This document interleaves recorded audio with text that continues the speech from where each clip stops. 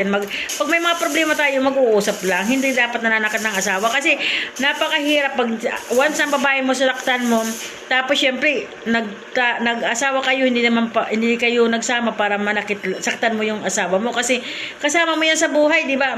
Pag may problema, pag-usapan, hindi manakit. Hindi kasagutan yung kasi walang pagkain, walang pera, etc. Sasaktan mo ng asawa mo. Di ba? Hindi pwede. Dapat kailangan muna pag-usapan nyo kung ano yung solusyon sa mga problema nyo, hindi kayo saktan ka, o diba? Pero tinilis niya ang lahat. Pero ngayon, kita-kita niya sa pagmumukha niya, masaya na siya. Oh! Sana all! Blooming na blooming siya ngayon, mga kaibigan. Kaya, mayroon tayo part 2 sa ating mga interview sa kanya. Sundan nyo, ito po yung part 1. Kaya, mga kaibigan, ayan po si Vela. Ayan, ang kanyang buhay. Oh, ngayon alam niyo na, mga kaibigan. Ang masishare ko lang. Oh, nag-share lang po sa kanyang mga problema. Ang masishare ko lang sa tulad kong may mga edad na tapos na tayo sa mga sabi nga ng mga patwitams, ganun, di ba pa? Anak. Tayong mga magulang dapat mag-enjoy na lang. Kasi ang buhay natin ay mag-sit lang. Oo, diba? Tama naman yun. Kayo, dapat talaga enjoy. Parang sabi kayo mag-asawa, diba? O kapag kami lang dalawa, tawanan, kwentuhan, walang paulit-ulit. Enjoy your life, diba? Hindi puro mga ano-ano lang. Kasi kami, hindi naman, walang perfecto sa buhay ng isang tao. Walang perfecto sa pagsasama. Pero, pag napag-uusapan yun, may perfecto, diba? Kasi may pangalan, ang perfecto lang, si perfecto ang pangalan, diba? Pero kami nag-away din kami, pero hindi naabot ng isang oras. Diyos ko, magkaibigan na naman kami mag-asawa kasi ang asawa ko, Diyos ko, pati plan nila ako ng kape. Masaya na ako. Yun lang, katapat ko kape. Ayan. Si Bilya kasi hindi naman siya pititimpla ng kape, kaya gano'n na nangyari sa buhay niya, di ba? Hindi, mapagmahal ako, te. Mapagmahal pala siya. Mapagmahal akong asawa. Sinayang lang niya ako. Oh. Kasi galing siya sa trabaho, nakahanda na ang damit niya, pag-alkapin niya, pagkain niya, bago aalis siya ng trabaho, ganun pa rin. Paglasing siya, pupunasan ko siya ng hipon, ng mariganda, papakainin ko siya. Alagang-alaga, kakaiba, oh. Alam mo, yung mga sinasabi niya na yung pag-aalaga, hindi ko ginawa sa asawa yan. Pero sinasaktan niya pa rin ako. Nakita mo, mga kaibigan, napakabait niya. Lahat ginawa niya para sa asawa niya, pero sinasaktan pa rin siya. Di ba, ng kanyang asawa? Pero lahat na sinabi niya, hindi ko ginagawa sa asawa niyan. Sa asawa ko, pero mapagmahal lang talaga ang asawa ko. Napakaswerte na, kaya pag maswerte kayo sa asawa niya, huwag niyo iwanan, mahalin niyo na todo. Ibigay niyo ang lahat ng ano niyo. Tiwala sa asawa niyo, kasi ibig sabihin talagang pagkakatiwalaan niya. Sabi ko nga kay Mustafa, sabi ko, huwag kang mag-alala pag nagsama tayo. Mararamdaman mo kung gaano ko ako magmahal. Oh. Sabi niya naman, ramdam niya ng ganun. Di ba? Ramdam niya. Nakita mo? Ayaw ba daw ako? Oo. Kaya depende naman yung sa tao yan. Diba? Oo. Sabi niya. Kasi pag mahal mo pa sa isang tao, kahit sa chat lang, o kausap, mayroon pa sinasabi na pag-alala ka kanya. Hindi iniisip mo lang pera. Yung sarili mo, hindi mo inaalala. Kung ano ba siya, okay ba siya doon? Ano ba siya doon? Ano ba nararamdaman niya? Ano ba nararamdaman ko dito? Tama. Ganon kaming dalawa. Dapat kasi may, at saka diba dapat kasi nagtitiwala. Oo. O diba? Kahit bihira lang siya mag-chat. Kagabi, hindi siya ngayon, na-miss naman ba niya ako. Oh! Panis! O diba? Oo, Panis, pati pamato. Itudo na yan, pati pamato. Bigay mo na.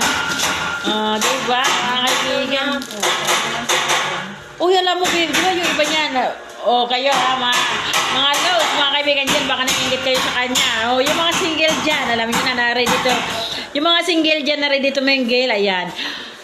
Siyempre, huwag kayo mawala ng pag-asa. Sabi niya, huwag daw kayo mawala ng pag-asa. Yung mga single dyan na ready to mingle, huwag kayo mawala ng pag-asa. Pag kayo ay nagdasal, ibibigay ni Lord ang katapat nyo, di ba? Tsaka alagaan mo rin yung sarili mo. Oo, Ano di ba? ka. Alagaan mo sarili mo. Oo. Oo.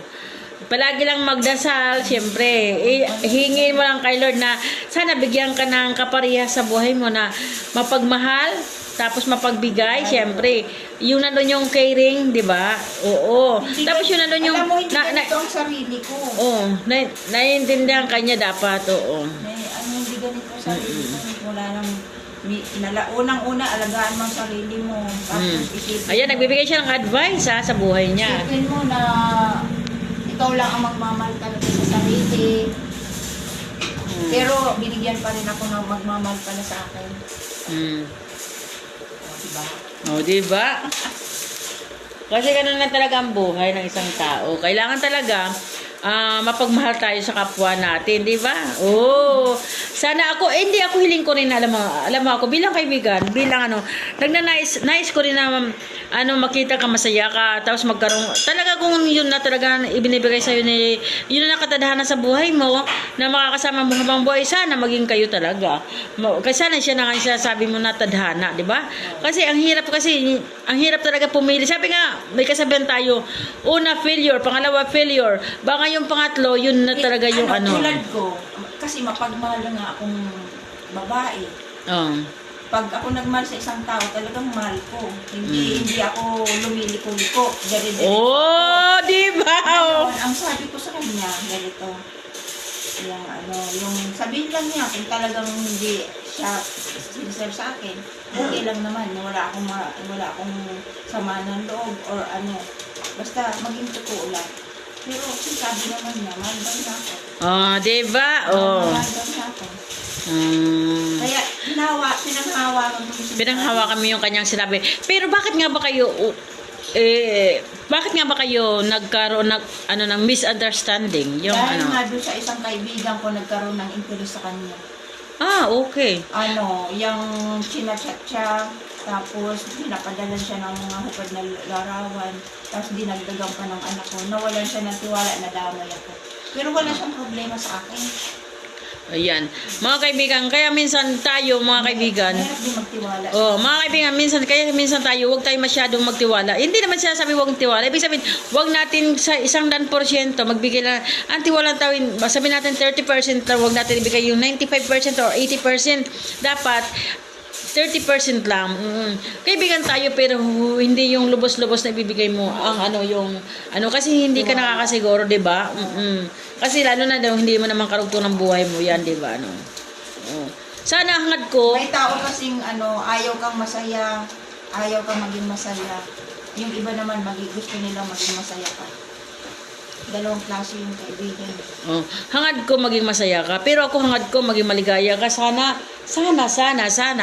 maging masaya ka, maging maligaya ka habang buhay. Ayan. Sana yun na talagang totoo mong totoong soulmate mo talagang up to the end na talagang yun makakasama ba mong buhay ha. Hanggat nabubuhay kayo. Ayan. Wish ko yan sa iyo ha. Wish ko sa iyo ha, Belia ha. Thank you.